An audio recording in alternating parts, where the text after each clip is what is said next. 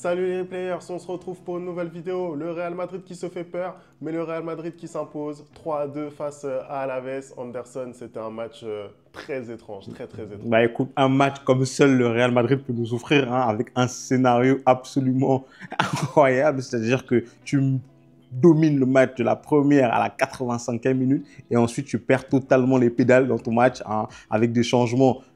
Tu comprends pas ce qu'ils ont apporté pour le coup. Hein. Ancelotti, je vais arrêter de te critiquer sur tes changements. Voilà, je vais arrêter de te critiquer. Allez, vous nous dites ce que vous pensez de la presta madrilène du soir. Et nous, on envoie le générique. C'est parti!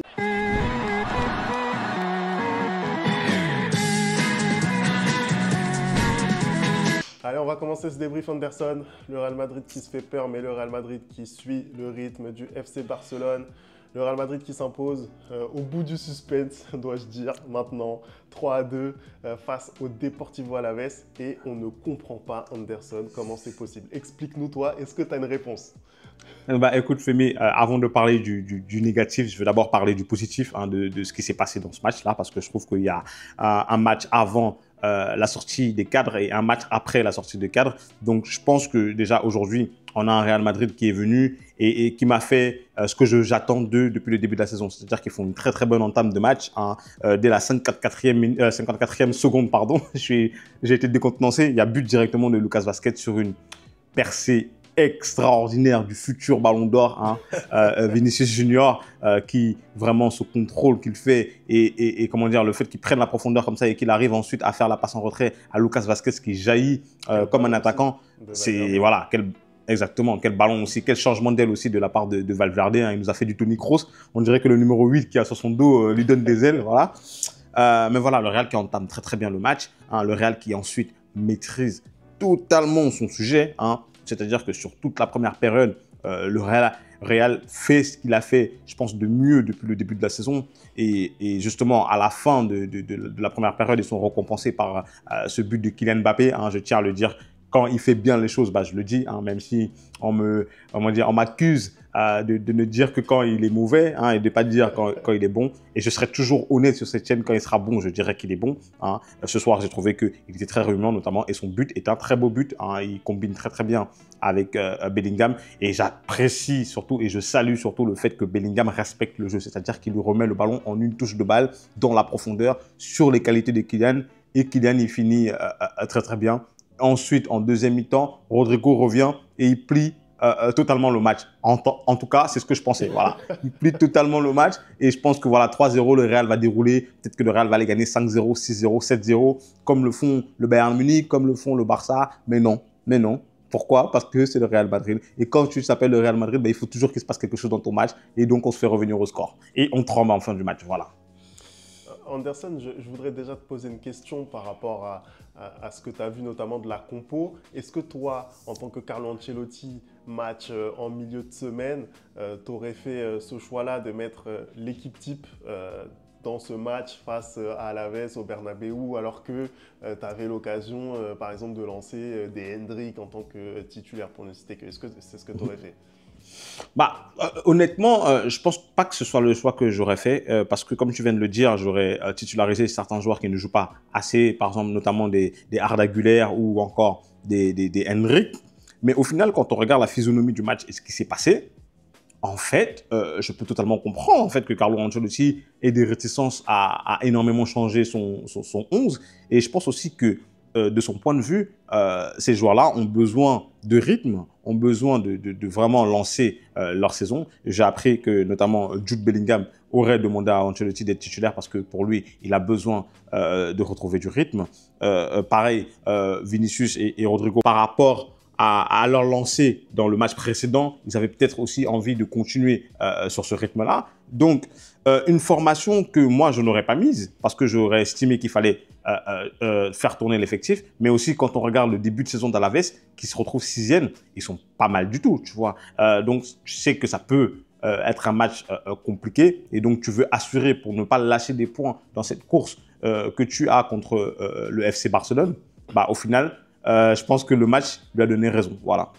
Ouais, je suis d'accord. C'est vrai qu'en Liga, tu n'as pas le droit réellement de faire de faux pas. Compte tenu du rythme effréné du FC Barcelone, tu as déjà 4 points de retard. Tu es obligé voilà, de suivre le rythme. Donc effectivement, pour moi, il ne fallait pas prendre de risque ce soir et mettre une équipe type à même de disposer facilement de cette équipe d'Alaves. En plus, tu as une échéance très très importante qui t'attend en fin de semaine, mais tu as quand même 5 jours du coup pour la préparer derrière. Donc effectivement, tu as le temps de faire reposer tes cadres.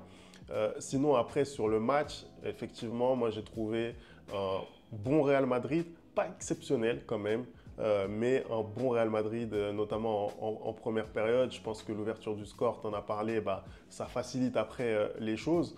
Sur ce qu'on a vu, moi, ce qui m'a plu vraiment, c'est la connexion entre tous les éléments offensifs, entre toutes les stars de cette équipe. J'ai bien aimé les connexions entre Vinicius, Mbappé, Bellingham, Rodrigo, même s'il fait une première période un peu moins bonne.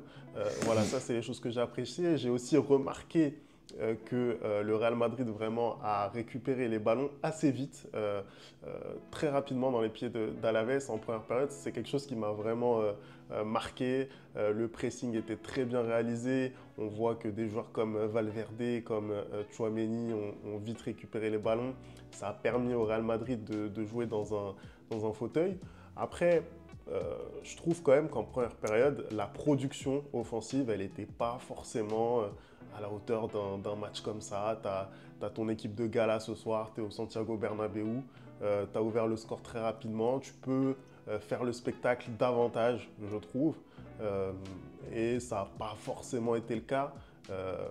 Très rapidement dans la partie, en tout cas, ça n'a pas été le cas. On a eu une grosse partie de la première période où il ne s'est pas passé grand-chose jusqu'à ce très beau but de Kylian. Donc voilà, c'était du bon Real Madrid, en tout cas jusqu'à ce que les cadres sortent et que le scénario du match vraiment prenne une autre tournure. C'était un bon Real Madrid, mais ce n'était pas un Real Madrid exceptionnel, Anderson. Après oui, je suis d'accord avec toi aussi, mais quand tu regardes la physionomie du match et que tu marques très très tôt comme ça oblige aussi à Alaves à changer un peu sa manière de jouer, et le Real prend confiance parce qu'ils savent qu'à n'importe quel moment où Alaves attaque, bah, ils peuvent contre-attaquer et totalement tuer le match, ce qui fait aussi qu'on a ce faux rythme-là qui s'installe. On a aussi la physionomie du match côté arbitre, parce qu'on a un arbitre ce soir, je trouve qu'il n'a pas du tout été à la hauteur du match. À chaque fois qu'un joueur essayait de lui parler, c'était carton jaune. À chaque fois qu'un joueur n'était pas content d'une décision, c'était carton jaune. Alaves a fait je ne sais pas combien de fautes ce soir, et pourtant ils finissent avec 0 carton. Et pourtant tu regardes côté Real, Vinicius se prend un carton, Modric se prend un carton juste parce qu'il veut parler à l'arbitre. J'ai trouvé que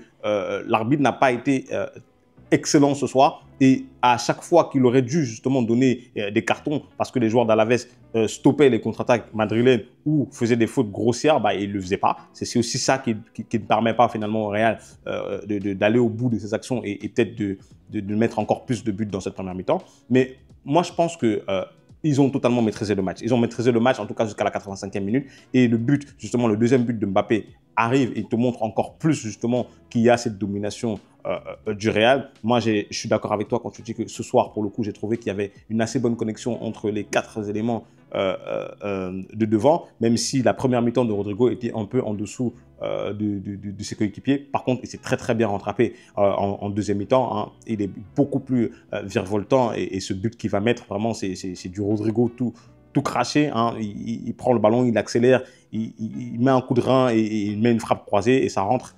C'est parfait. Donc ce soir, j'ai trouvé que un très très bon Real Madrid, comme tu dis, pas un Real exceptionnel, mais bon, je prends déjà ce Real Madrid-là par rapport à celui qu'on avait au début de la saison. Maintenant, moi, quand je vois qu'on mène 3-0 au bout de la 65e minute, bah, je me dis, Ancelotti, fais des changements parce que tu as besoin de reposer tes joueurs et que là, le match, il est totalement maîtrisé. Donc, il fait certains changements et il enlève notamment Valverde. Ensuite, il enlève aussi Rodrigo. Ensuite, il enlève comment il s'appelle, Militao, pour mettre Vallejo. Et là, je pense que c'est la catastrophe totalement parce qu'on ne respire plus de la sérénité en défense et on se prend 2 buts, mais totalement idiots. Hein. Le premier but déjà qu'on se prend, je pense que c'est un peu un excès de zèle parce qu'il y a Arda Güler qui tente un petit pont et il perd le ballon. Et de là, on va se manger un poteau rentrant. Mais le deuxième but, c'est n'importe quoi. Tu vois, c'est qu'on s'est pris 2 buts en 2 minutes, hein, comme si on était une petite équipe qui venait de monter en Liga. C'est pas normal du tout d'avoir autant de largesse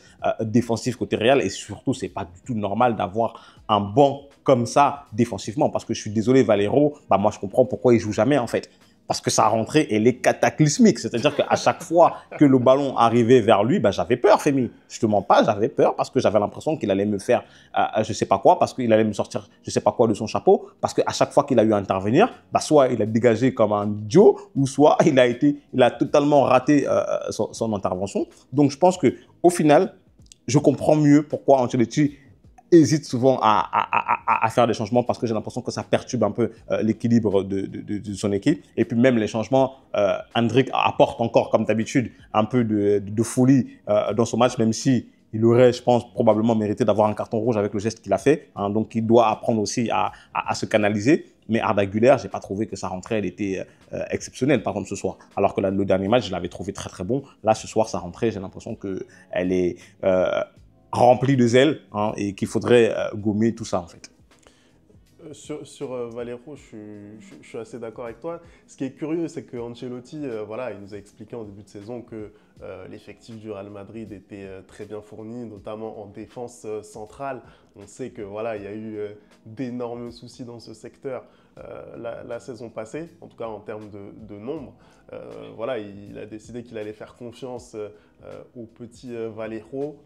Ça ne lui donne pas forcément raison ce soir lorsqu'il décide de le faire rentrer. Donc ouais, c'est une gestion curieuse. Tu te demandes pourquoi ils n'ont pas fait un défenseur central durant le mercato.